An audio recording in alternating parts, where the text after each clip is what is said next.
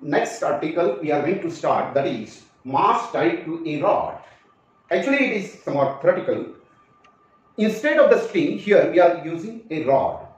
The mass is tied to a rod, and this mass, it is built in a vertical circle, so that that mass or a particle that is performing circular motion. Difference between these two, that is when the mass is tied to the string and the mass is tied to the rod, is that in a case that is the mass tied to the string, we have to give the velocity to the mass so that there is no slack in the string, or it should keep the tension constant or maximum tension, so that that particle, it will perform circular motion in a vertical direction.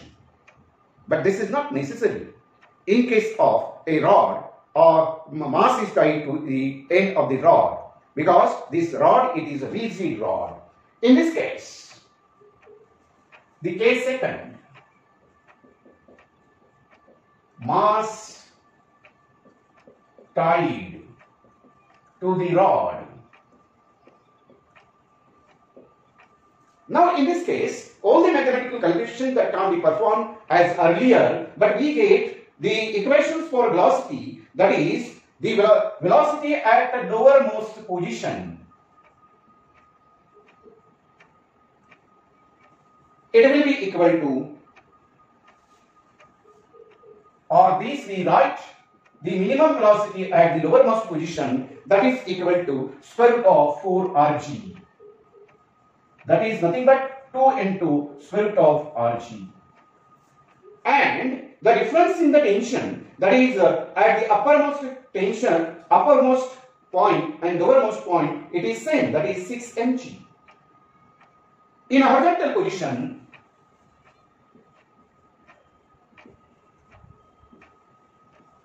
this minimum velocity, it is equal to square root of 2rg. And the tension in the string, tension in the rod at uppermost position and at the lowermost position, that is T lower, tension at lower equal minus tension at upper. It is equal to 6 times mg. This is to be noted, or it is just for your information. Next is sphere of depth. This is also a theoretical question.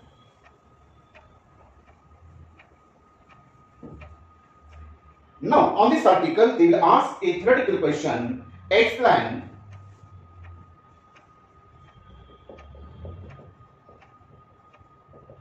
sphere of depth.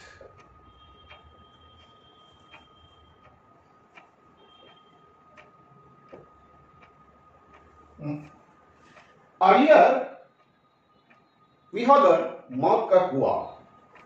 Here we are going to learn मृत्यु gold.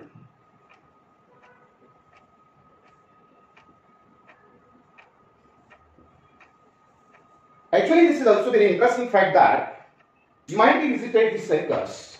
In the circus, there is one sphere. In that sphere, there is a motorcyclist rider. Now, this motorcyclist rider, he is going to start his motorbike, giving rise the very loud sound. Of course, this is for the attraction of all the people. Now, when he is revolving, in initial condition, the velocity it is minimum. Inside that sphere, the velocity is minimum, but the angular frequency it is large or more. As he is going to trace the circles, higher and higher circle, its velocity, linear velocity increases and angular frequency decreases. Now, after certain time, he is going to perform the vertical circular motion. In the vertical position, he is going to ride like this. He is going to drive his vehicle. Suppose this is the sphere of influence. This is his motorbike. And he is sitting over here. In this case, exactly he is in a position that his head is in a downward direction, or we can say that he is in inverted position along with his motorbike. He is performing vertical circular motion. Now in this case, this centripetal force, it is getting balanced by the frictional force between the tires of this vehicle and the sphere. Because of the centripetal force and centrifugal force, they are balanced. He is able to perform a vertical circular motion in the sphere of death. By chance, this motorbike stops suddenly, or the fuel inside the motorbike that is over. What will happen? It will come down. In this position, what is the next condition? This may die, and that's why it is called as a sphere of death. So, on this, a question can be asked, explain sphere of death. Next question, next article.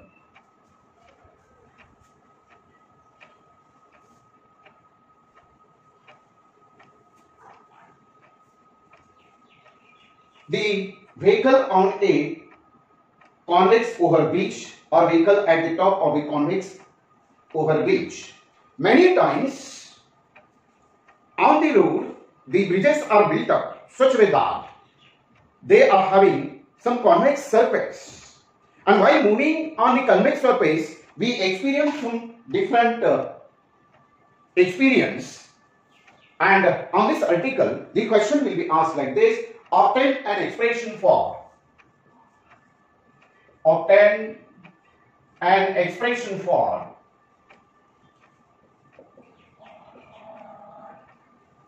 maximum speed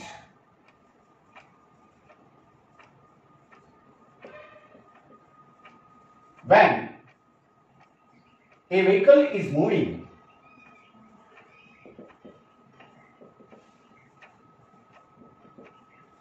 along convex road.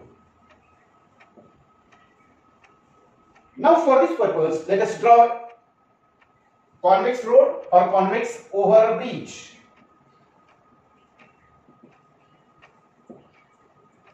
Nowadays, there are many flyover or overbridges, and while we are moving on that road, that time we are having some different experience. So, when we are moving along that convex overbridge, what is the maximum speed? What is the expression for maximum speed that we are going to learn?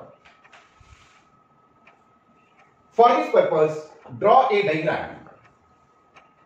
Suppose this is the convex surface.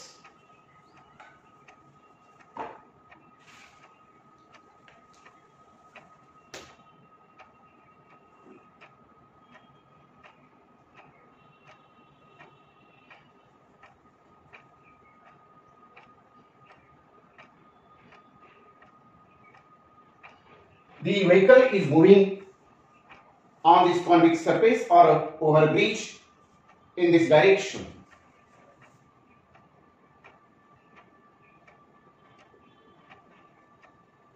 Now, the forces acting are normal reaction N in vertically upward direction and weight of the vehicle in downward direction. This is CG, that is center of gravity point. And suppose this is a center. This is overbridge.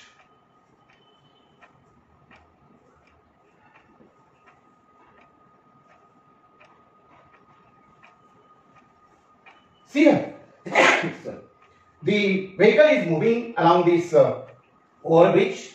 This C is the center of curvature of this overbridge. When this vehicle is moving in this direction, that time the two forces are acting, that is weight of the vehicle in a vertically downward direction and the normal reaction. By using these things, we write if V is velocity of vehicle,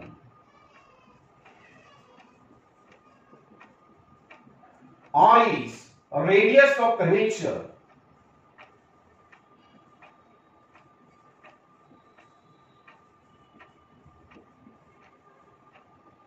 of the bridge. G is acceleration due to gravity.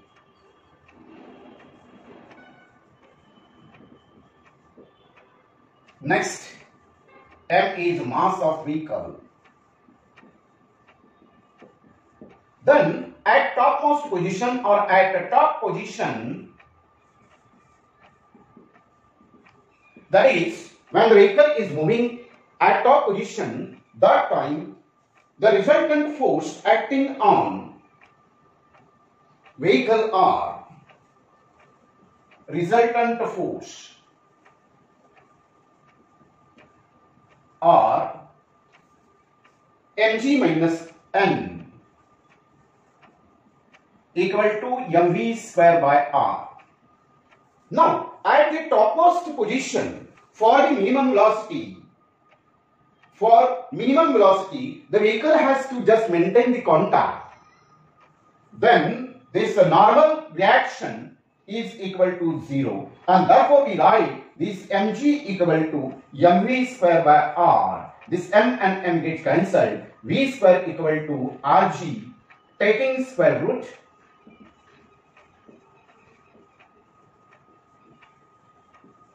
we write V equal to square root of Rg. And this is the expression for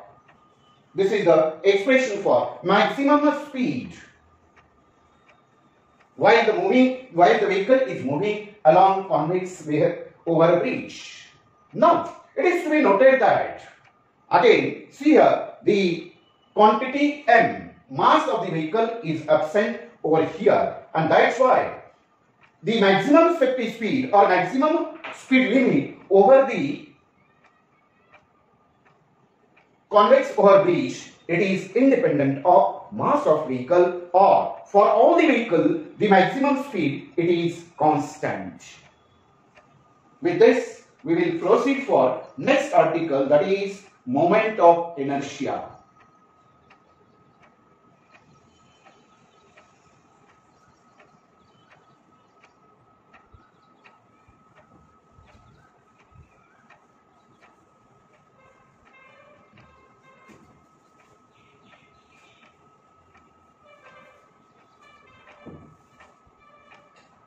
So, the next article, it is moment of inertia.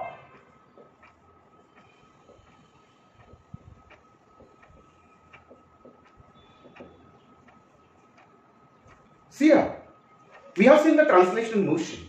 We have learned many things about the translational motion, and when the particle is performing translational motion, that time the body is getting displaced from one place to the another place. That is called, in a certain time, that is called as a displacement. When it is getting displaced by the certain rate in certain time, then rate of change of displacement with respect to velocity, it is called as, with respect to time, it is called as a velocity. Again, I will repeat, the rate of change of displacement with respect to time is called as a velocity. Again, there may be a change in velocity.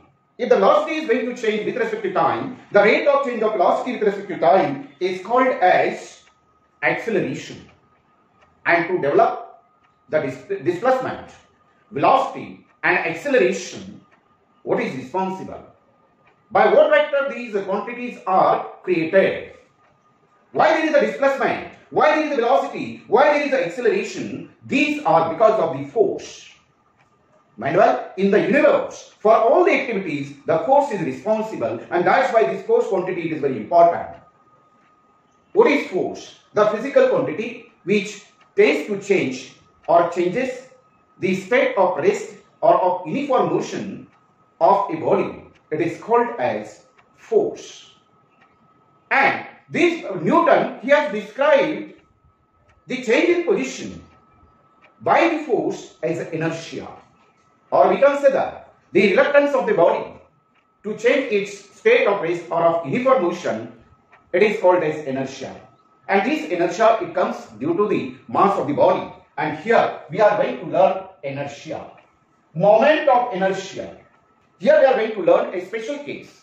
That is, when the body is performing in linear motion, the force is responsible. But when the body is rotating, what is responsible?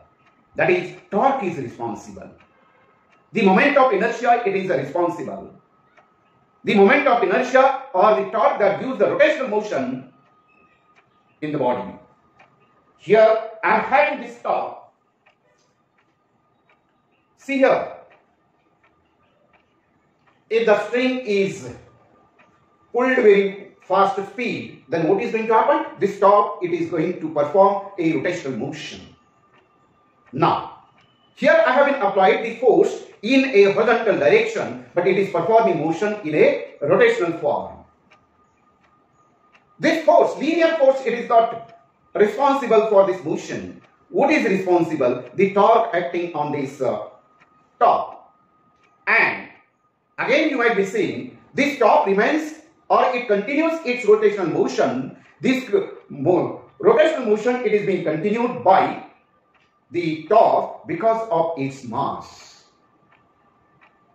Now, we have seen the linear motion, we have seen the rotational motion. In these two, there is a difference. But certain physical quantities, that is the displacement, velocity, acceleration, force, kinetic energy, all these are analogous to each other. What the role played by the mass in linear motion, the same role is played by the moment of inertia in rotational motion. Now, let us learn what is moment of inertia. See here, we are going to consider this as a rigid body. This rigid body, it is made for many of the particles. And this, suppose that this body, it is rotating along this axis of rotation with certain angular velocity omega. This is axis of rotation, it is rotating. Now suppose that this rigid body that consists or it is made up of n particles like this. These particles are situated at certain distances. Suppose this is m1 particle, this is m2 particle, m3 particle, m4 particle, m5 particle and mn particle. These particles, they are revolving around the axis. The particles which are on axis, they seems to be stationary. But the total body, it is rotating about this axis. To derive an expression or to know the definition of moment of inertia, please consider this fact. Suppose that a body is made up of n particles having masses m1, m2, m3, m4, mn. Now, suppose that these particles are situated at the distances r1, r2, r3, r4, r5, rn from the axis of rotation. Very important thing is that the points or particles on this axis, they are not in motion. They are just performing rotational motion. But these particles, even though they are on the body, inside the body, they are performing circular motion. They are performing circular motion with a constant speed or with the same speed omega. And here, let us consider these particles are situated at the distances r1, r2, r3, r4, rn from this axis of rotation. Then, the moment of inertia about this axis of rotation, it will be given by I equal to m1 r1 square plus m2 r2 square plus m3 r3 square plus and so on plus mn rn square. In arithmetic, we can use summation sign for here for these additions. That is summation over mi Ri square from I equal to 1 to I equal to m. What do you mean by mi? Mass of ith particle. This particle, it is any arbitrary particle. Ri, it is the distance of ith particle from axis of rotation. It is arbitrary distance, or it is the distance of arbitrary particle from axis of rotation.